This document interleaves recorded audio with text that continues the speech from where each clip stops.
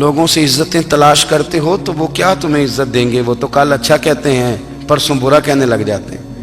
لوگوں کے سامنے گڈ بک میں آنا چاہو گے تو وہ تو سویرے تمہارے بارے میں کچھ کہیں گے، شام کچھ اور کہیں گے۔ اپنی روحانی زندگی آباد کریں، اپنے مسلح کو وقت دیں، اور دنیا سے چھپ کر، اس موبائل کو بند کر کے، اور اپنے آپ سے بھی چھپ کے اور تنہا ہو کے، چھپا کے سارا کچھ اپنے آنسو اپنے رب کی بارگاہ میں پیش کریں، اس کے حضور حاضری دیں۔ سنو نا ترمذی کی حدیث، اور اسے یاد رکھنا، نبی پاک علیہ السلام نے فرمایا اپنے دکھ لوگوں کے سامنے نہ بیان کرنا، سیٹھوں نوابوں کو نہ بتاتے پھرنا، دنیا داروں کے سامنے جا کے نہ رونا کہ میں تکلیف میں ہوں۔ فرمایا اگر دنیا داروں کو دکھ بتاؤ گے رب تمہیں کبھی غنی نہیں کرے گا، اور لوگ ہیں کہ الٹا مذاق اڑائیں گے۔ آپ کی جس سے بڑی پکی یاری ہے نا، پکی، وہ تب تک پکی ہے جب تک آپ نے 50,000 مانگا نہیں، اور جس وقت آپ نے کہہ دیا کہ میں مجبور ہوں میری مدد کر، تو پھر ختم ہو گئی دوستی۔ لوگوں کی تعلقات آپ کے ساتھ تب تک ہیں جب تک آپ ان سے کوئی ضرورت وابستہ نہیں کرتے۔ کریم محبوب فرمانے لگے بندوں کے سامنے دکھ نہ بیان کرنا، اللہ تجھے کبھی غنی نہیں کرے گا۔ تو اپنے دکھ اپنے رب کو بتا، تو دعائیں مانگ، تو اس کی بارگاہ میں حاضر ہو، تو اس کے حضور عرض کر۔ فرمایا اپنے دکھ اپنے رب کو بتا، وہ جلدی کرے یا دیر سے کرے تجھے ساری دنیا سے بے نیاز کر دے گا، تجھے کسی کا محتاج نہیں رہنے دے گا۔ اپنے مسلح کو، اپنی دعاؤں، ایک بزرگ فرماتے ہیں میں نے دعا مانگنے کا طریقہ اپنی بیوی سے سیکھا۔ دعا مانگنے کا طریقہ اپنی، سیکھنے والے تو اپنے بچوں سے بھی سیکھ لیتے ہیں، سیکھنے والے تو ہر ایک سے سیکھتے ہیں۔ وہ کہتے ہیں میں نے دعا مانگنے کا سلیقہ اپنی بیوی سے سیکھا ہے۔ حضرت وہ کس طرح؟ فرمانے لگے میری بیوی نے نا مجھے کوئی کام بتایا، کچھ پیسوں کی ضرورت کے لیے کہا، تو میں نے اسے کہا کہ بھئی ابھی میرے پاس نہیں ہے، کچھ دنوں میں آتے ہیں تو میں دے دوں گا۔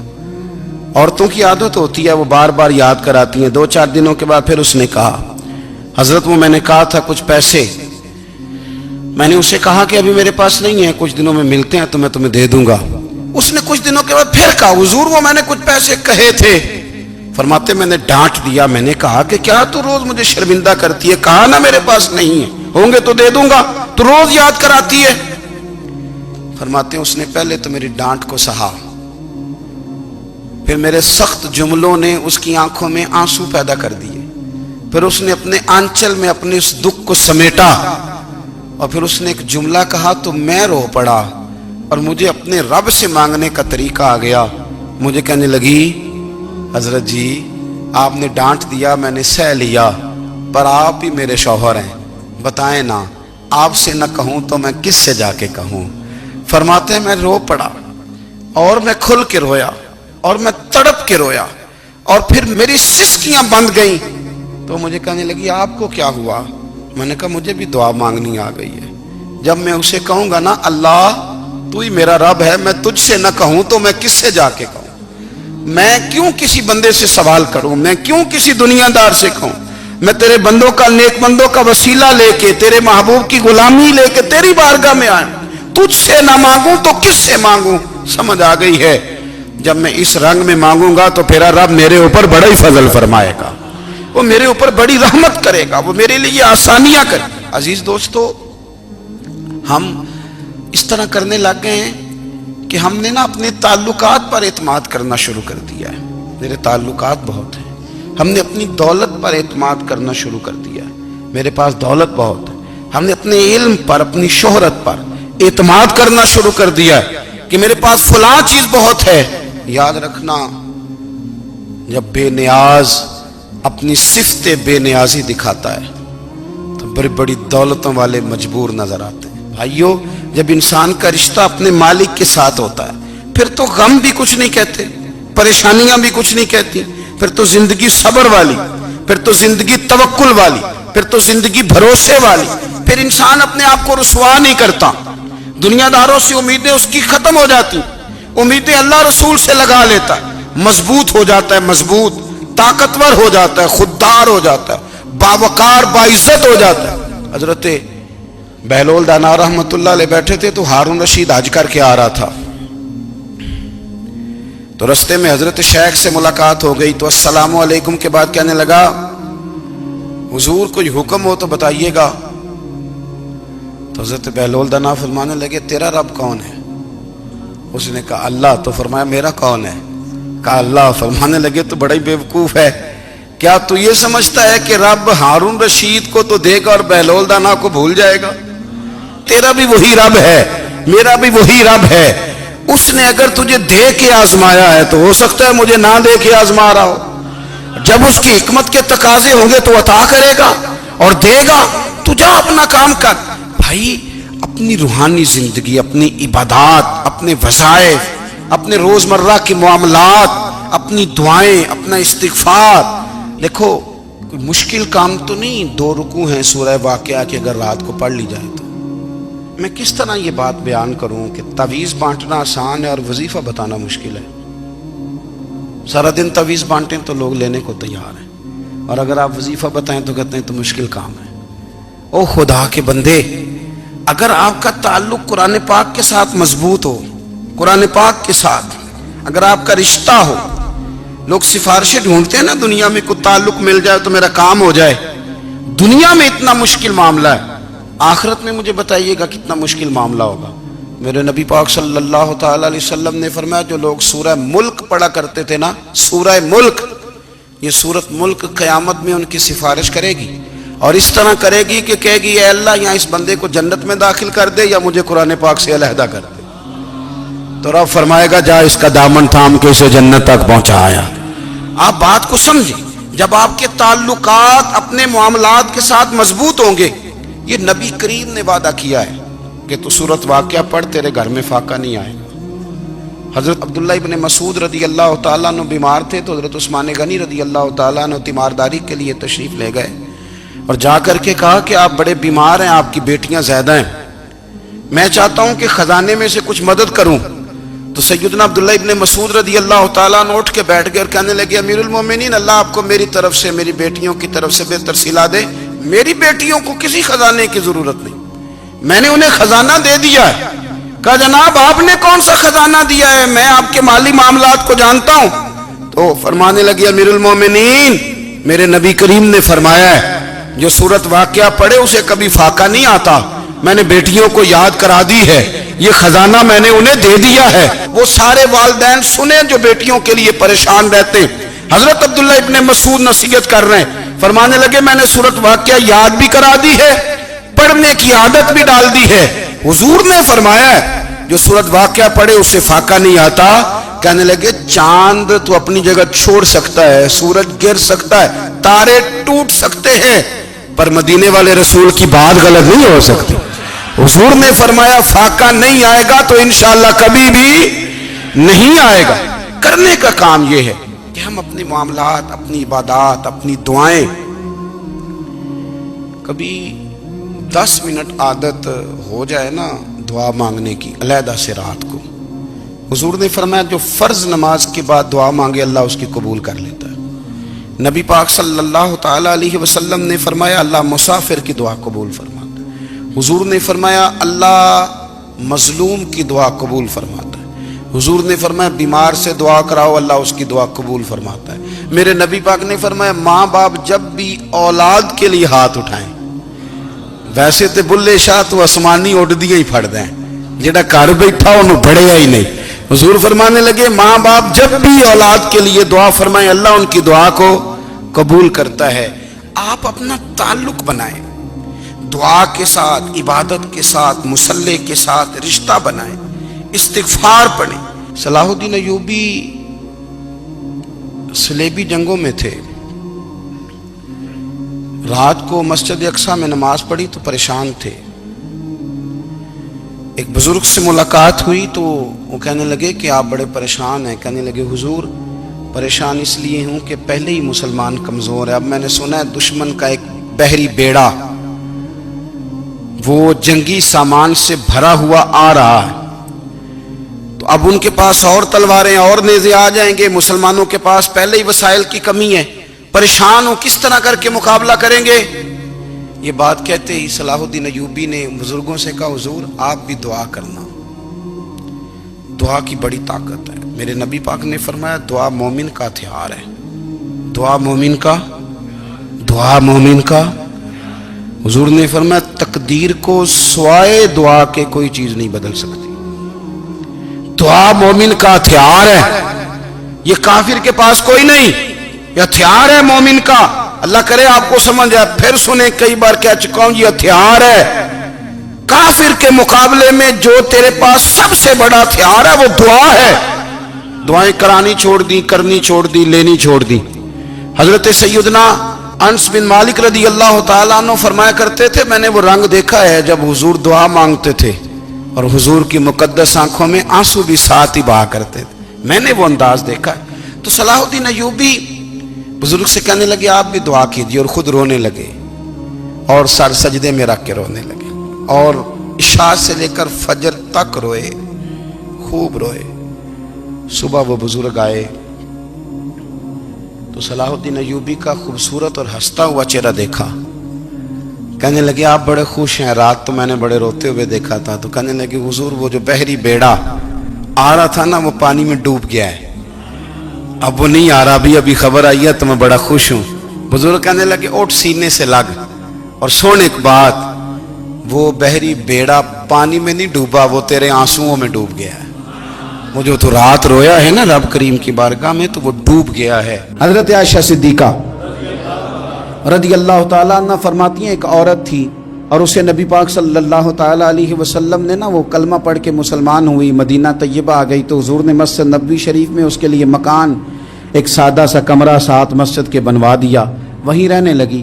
اکثر وہ سیدہ طیبہ کے پاس آتی تو حضرت عائشہ صدیقہ رضی اللہ تعالیٰ عنہ فرماتی ہیں وہ بڑی باتیں سناتی اور آخر میں کہتی وہ ہار والا دن بھی بڑا عجیب دن تھا اور میرے رب کی قدرتوں کا دن تھا، وہ بھی بڑا عجیب دن تھا۔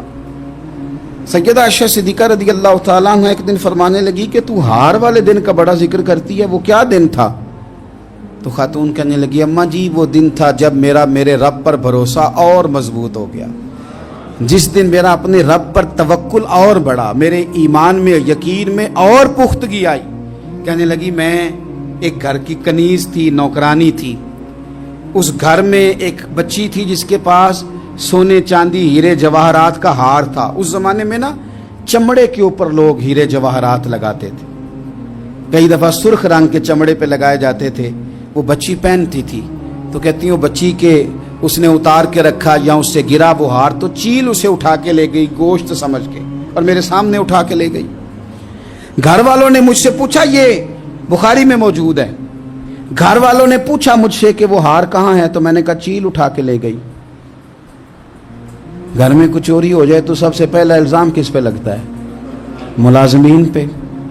کہتے انہوں نے مجھے بڑا مارا، بڑی تکلیف تھی، حتیٰ کہ میری شرمگاہ تک کی تلاشی لی، میری عزت اتنی خراب کی میں بتا نہیں سکتی۔ میں نے اپنی زندگی میں ایک واقعہ دیکھا، ایک امیر گھر میں چوری ہو گئی، ملازم کو اتنا مارا کہ وہ چارپائی پہ پڑ گیا، پولیس والوں سے اتنی مار پروائی گئی کہ وہ بیچارہ چارپائی پہ پڑ گیا، اور پھر وہ اتنا بیمار ہوا اور کچھ دنوں کے بعد پتہ چل گیا کہ چور تو اپنا بیٹا ہے ان کا، پھر اس کا انتقال ہو گیا۔ اب وہ سیٹھ صاحب اور گھر والے آ کے نا مرنے والے کے کان میں معافیاں مانگ رہے ہیں، کان میں۔ تو میں نے ان سے پھر کہا تھا کہ یہ تو اب چلا گیا ہے، تمہارا زور چلتا تھا نا تو تم نے قانون خریدا اور تم نے اسے جتنا ہو سکا تم نے اسے مار پڑوائی، تمہارے پاس جو عدالتیں تھیں تم نے وہاں کارروائی کی، اب ایک عدالت قیامت کے دن لگے گی۔ یہ کمزور تھا نا، کچھ کر نہیں سکا۔ میرے نبی پاک صلی اللہ علیہ وسلم نے فرمایا سن لو، اگر سینگ والی بکری نے بغیر سینگ والی بکری کو تکلیف دی ہوگی نا تو قیامت کے دن اسے بھی بدلہ دینا پڑے گا کہ تیرے پاس سینگ تھے اور تو نے اسے مارا تھا۔ وہ خاتون عرض کرتی ہے سیدہ عائشہ کی خدمت میں کہ مجھے بڑا مارا، مجھے تکلیف دی، میں کہہ رہی تھی کہ میرے سامنے چیل لے گئی ہے پر وہ نہیں مان رہے تھے، اماں جی انہوں نے مجھے بڑا مارا۔ حضرت عائشہ صدیقہ کہتی ہیں پھر کیا ہوا؟ کہنے لگی اماں جی جب کوئی میرا مددگار نہ رہا، مجھے تکلیف دے رہے تھے، رسوا کر رہے تھے، تو میں نے اپنے رب سے مدد چاہی، میرے رب کی طرف میں نے توجہ کی، میں نے کہا مالک اب تو ہی میرا مددگار ہے، कहती है वो मुझे मार रहे थे तो वो चील जो हार ले गई थी वही लेके वापस आ गई, और हमारे सरों के करीब ला के उसने जब उस हार को फेंका, वो मुझे छोड़ के साइड पे हुए, वो मेरी बेगुनाही जान गए। लेकिन आपको बताऊं, उस दिन से मेरा अपने रब पर यकीन और बढ़ गया। मुझे समझ आ गई कि जब इंसान पूरा टूट जाता है और जब कोई चारों जानिब उसका मददगार नहीं होता, तो रब तो होता है ना, अल्लाह तो उसका मददगार होता है ना, वो तो फिर अपने उस बंदे की मदद करता है ना, फिर वो तो तवानाई देता है ना, वो तन्हा नहीं छोड़ता, वो तो आंसुओं वालों के आंसुओं पे बड़ा करम फरमाता है, वो तो कसम पुरसी में आ जाता है, उसकी रहमत बढ़ के इस्तकबाल कर लेती। ओ मेरी मिल्लत के जवानों, मजा नहीं आ जाता जब सारी दुनिया सोई हो, सारी दुनिया, और बिस्तर भी गर्म हो और नींद भी पूरा गलबा कर रही हो, और अचानक घंटी बजे दिमाग में, आंख खुले, घड़ी पे नजर पड़े, 3:30-4 बजे का पैगाम घड़ी बताए, और कोई चढ़ती जवानी वाला उठ के वुजू करे, और जब वो मुसल्ला खोल के बिछाए तो मदीने वाले महबूब कहते हैं कि हर नमाज पे रब सवाब देता है, और जो उठ के तहज्जुद की नमाज पढ़े उसे देख के तो रब मुस्कुराता है, जो उसकी शान के लायक है, जो उसकी शान के लायक, वो मुस्कुराता है, खुश होता है कि मेरा बंदा तहज्जुद में उठ गया, वो मुस्कुराता है। काश हमारी सुबहें कभी अपने मालिक के नाम हो जाएं, काश के सुबह। हजरत अबुल हसन रहमतुल्लाह ताला अलैह हजरत माज इब्ने जबल रदी अल्लाह ताला अन्हु के पास बैठा करते थे। फरमाते हैं उनसे जो प्यार बढ़ा तो फिर मेरा मुसल्ले से भी बढ़ गया। ताबिए फरमाते हैं सहाबी रसूल से मोहब्बत हुई तो जिक्र से भी हो गई, फिर दुरूद शरीफ से भी हो गई, मोहब्बत उनसे बढ़ी तो फिर अल्लाह ने मस्जिद का प्यार भी बढ़ा दिया। आप फरमाते हैं कि मेरी हर वक्त तबीयत चाहती थी कि बस अल्लाह अल्लाह करूं, बस अल्लाह अल्लाह करूं, बस ना मैं जरा थोड़ी जान छुड़ाऊं लोगों से, कुछ 10 मिनट मिले तो मैं कुछ 4 नफल पढ़ लूं, मैं थोड़ा सा ना बचूं लोगों से, और मुझे तस्बीह मिले तो मैं ना कुछ 400-500 दफा इस्तिगफार पढ़ूं, सुभान अल्लाह, अल्हम्दुलिल्लाह, अल्लाहु अकबर, ला हौला वला कुव्वता इल्ला बिल्लाह, मैं ना तस्बीहात पढ़ूं। फरमाते हैं कि बच्चे थे घर में 6-7, गुर्बत थी, काम मिलता कोई नहीं था, और मैं काम चोर नहीं था, काम ढूंढता था, पर अल्लाह की कुदरत के काम नहीं मिलता था।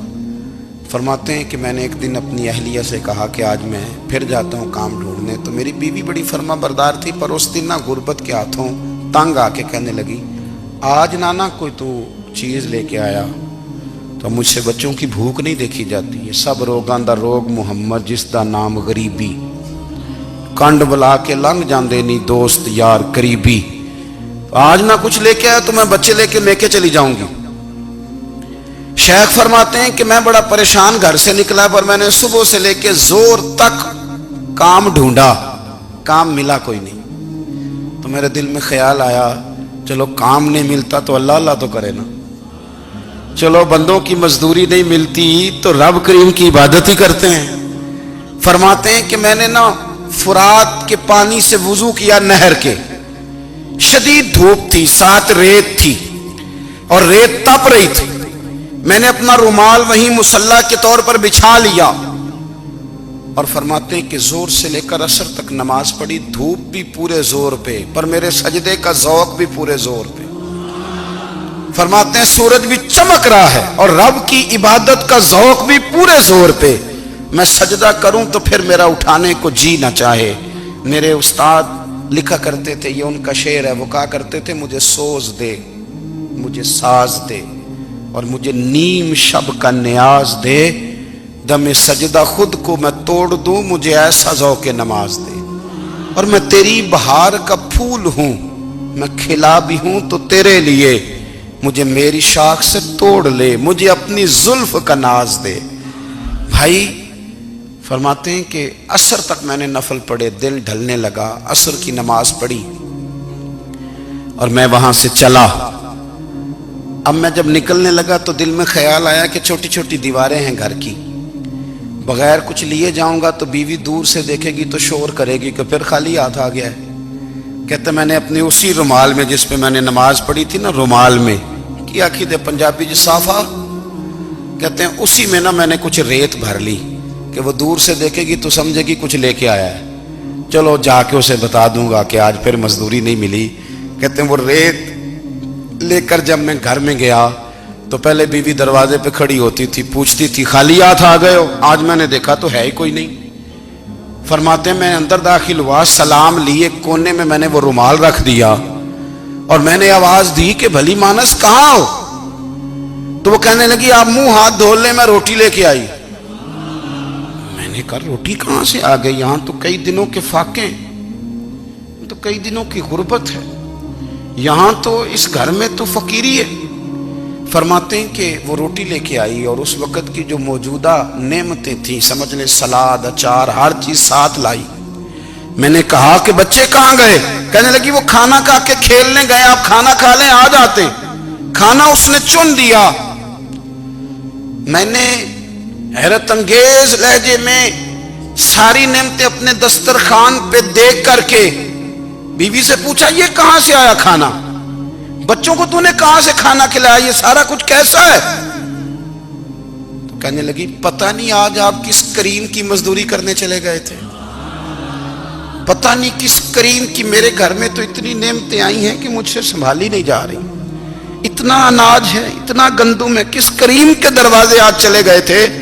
ये कहते कहते वो उठी और उठ करके कहने लगी पहले ही बड़ा कुछ आया था, अब क्या ले आए हो? और जा करके ना उसने वो रेत वाला रुमाल खोला, कहने लगे मैं तो लेके आया था रेत, तो मेरे रब ने उसे भी सोने और हीरे बना दिया था। जब आपकी तवज्जो अल्लाह की जानी, मेरे नबी पाक सल्लल्लाहु ताला अलैहि वसल्लम ने फरमाया हर चीज अपने रब से मांग, हर चीज मांग, हर चीज मांग। या रसूलल्लाह क्या कुछ? मेरे महबूब ने फरमाया तेरे घर में नमक भी खत्म हो जाए तो वो भी अपने रब से मांगा कर, तो मांगना वो तुझे देगा, तो उसकी बारगाह में कशकोले तलब दराज तो करना। और तिरमिजी शरीफ में अजीब लफ्ज है, रसूल कायनात ने फरमाया, रब करीम फरमाते हैं जब मेरा बंदा हाथ उठाता है ना तो मुझे हया आती है कि मैं खाली कैसे लौटा दूं इसके।